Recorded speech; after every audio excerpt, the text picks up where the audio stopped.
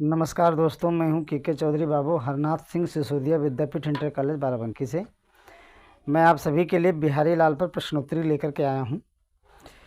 आशा करता हूं आप सभी को पसंद आएगी बहुत ज़्यादा।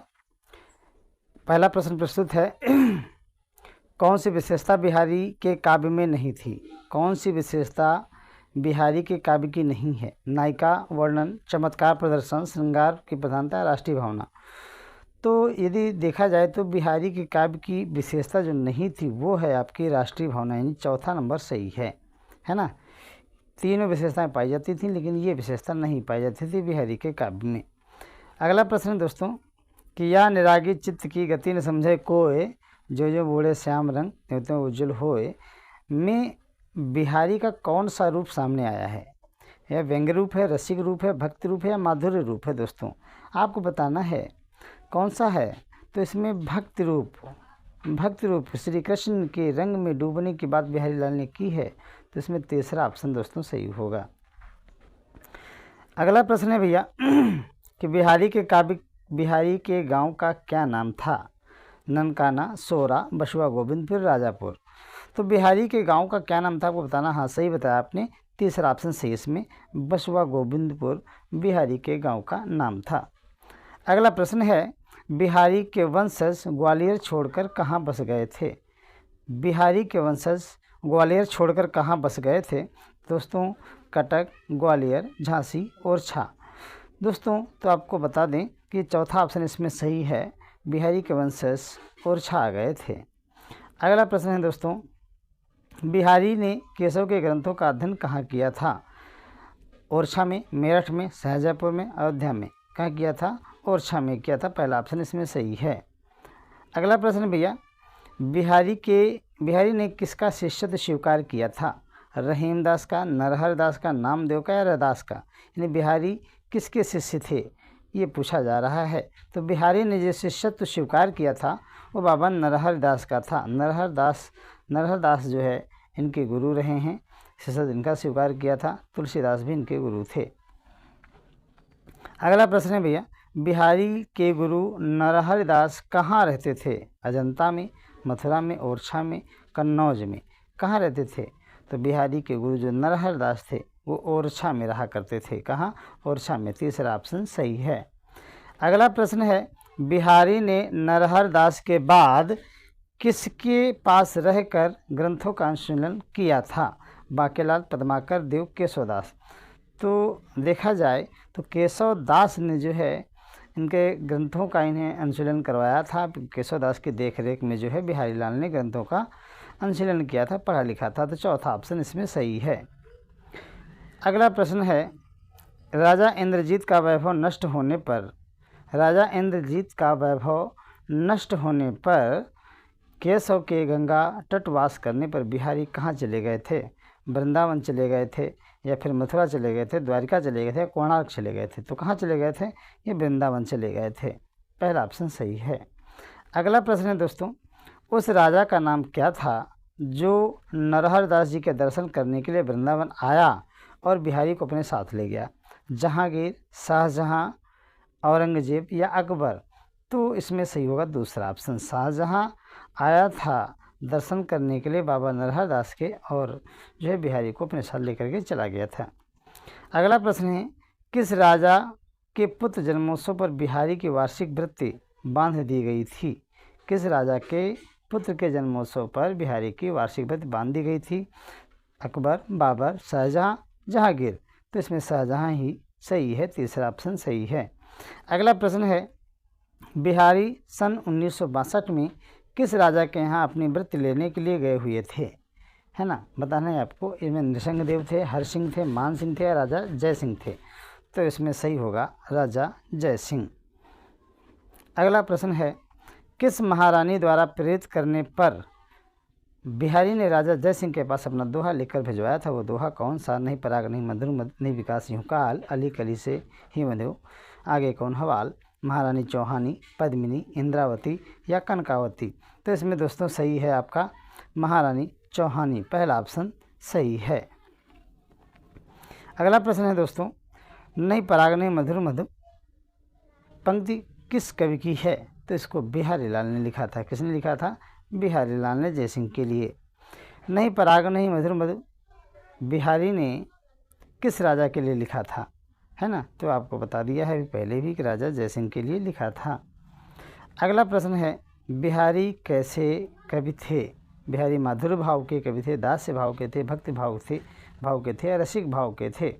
बताना है आपको दोस्तों। तो बिहारी जो है रसिक भाव के थे, चौथा ऑप्शन इसमें सही है। अगला प्रश्न है भैया, बिहारी की मृत्यु कब हुई थी? बिहारी की मृत्यु कब हुई थी? संवत 1720 में, संवत 1800 में, संवत 1820 में या संवत 1900 में? तो पहला ऑप्शन इसमें सही है। संवत 1720 में बिहारी लाल की मृत्यु हुई थी। बिहारी के काव्य का मुख्य रस क्या है? बिहारी के काव्य का मुख्य रस क्या है? वियोग या श्रृंगार या शांत या करुण? दोस्तों बिहारी के काव्य का जो मुख्य रस है वो श्रृंगार रस है। श्रृंगार रस के दोनों पक्षों का बढ़िया संवर्णन बिहारी लाल ने किया है। अगला प्रश्न है, या अनुरागी चित्त की गति न समझे कोई पंक्ति में बिहारी का कौन सा रूप सामने आया है? आपको बताना है। व्यंग्य रूप, भक्ति रसिक रूप, भक्ति रूप या माधुर्य रूप? तो इसमें तीसरा ऑप्शन सही है, भक्ति रूप सामने आया है। अगला प्रश्न है, संवत ग्रह सस्य जलधि छिदि छठी तिथि वासर चंद चैत्र मास पर कृष्ण में पूर्ण आनंद कंद पंक्ति किसकी मृत्यु से संबंधित है? घनानंद, बिहारी, देव, रहीम? तो ये जो पंक्ति है किसकी मृत्यु से संबंधित है? ये है देव की मृत्यु से संबंधित है। बिहारी ने इसे लिखा था। अगला प्रश्न है दोस्तों, इसमें रीत सिद्ध कवि कौन है? रीत सिद्ध धारा का कवि कौन सा है? बिहारी, देव, घनानंद, पद्माकर?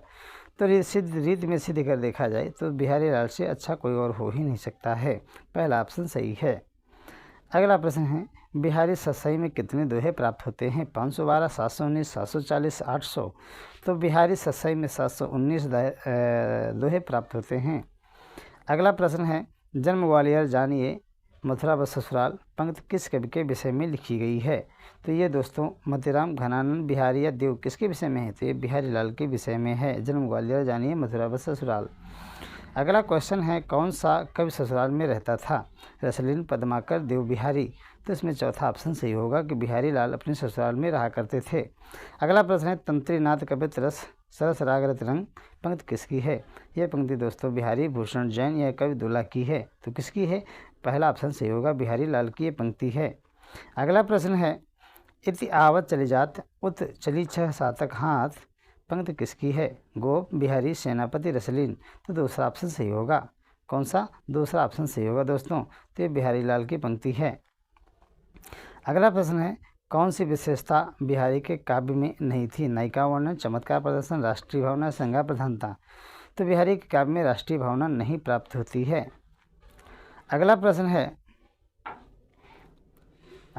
है दोस्तों, या अनुरागी चित्त की गति न समझे कोय? या अनुरागी चित्त की गति न समझे कोय जो जो बूढ़े श्याम रंग त्यों त्यों उज्जवल हो किसकी है? तो ये बिहारी की है। किसकी है? बिहारी की है। अगला प्रश्न है, भाषा की समाज शक्ति और कल्पना की समाहार शक्ति का सर्वाधिक प्रयोग किस कवि ने किया है? तो ये बिहारी ने किया, देव ने किया, भूषण ने किया, गोप ने किया? तो किसने किया दोस्तों? बिहारी ने इस शक्ति का प्रयोग बहुत अधिक किया है। इनमें से सर्वाधिक टीकाएँ किसकी पुस्तक पर उपलब्ध होती हैं? मोतीराम, बिहारी, भूषण या घनानंद? तो बिहारी की जो बिहारी सतसई है इस पर सर्वाधिक टीकाएँ प्राप्त होती हैं दोस्तों। बिहारी सतसई पर किसका प्रभाव नहीं है? गीत गोविंद का, गाथा सप्तशती का, अमृत शतक का या आर्या सप्तशती का? तो बताना है आपको बिहारी सतसई पर किसका प्रभाव नहीं मिलता है। आपको जल्दी से बताना है दोस्तों। बताइए भाई कौन सा है? कौन सा ऑप्शन इसमें सही होगा आपको बताना है। तो इसमें सही होगा गीत गोविंद। कौन सा? पहला ऑप्शन सही होगा गीत गोविंद। बिहारी की सतसई पर गीत गोविंद का प्रभाव नहीं प्राप्त होता है, इसे ध्यान रखिएगा दोस्तों। अगला प्रश्न है कौन सा ग्रंथ रीति ग्रंथ नहीं है? पद्माभरण, बिहारी सतसई, कविप्रिया, रसिक प्रिया? आपको बताना है दोस्तों कि कौन सा इसमें ऑप्शन सही होगा। कौन सा ग्रंथ जो है रीति ग्रंथ नहीं है? तो वो है बिहारी सतसई। बिहारी सतसई रीति ग्रंथ नहीं है, मतलब रीति के बंधनों से बंधा हुआ नहीं है, रीति सिद्ध ग्रंथ धारा से संबंधित रहेगा। अगला है दोस्तों, राजा जयसिंह किसके आश्रयदाता थे? छत्रसाल भूषण बिहारी देव। राजा जयसिंह किसके आश्रयदाता थे? यानी राजा जयसिंह के आश्रय में कौन रह रहा था? तो बिहारी लाल जी रह रहे थे। अगला प्रश्न है, बिहारी सतसई की टीका है? लाल चंद्रिका, हरिप्रकाश टीका, बिहारी रत्नाकर, सुबोधार्थ बोधनी।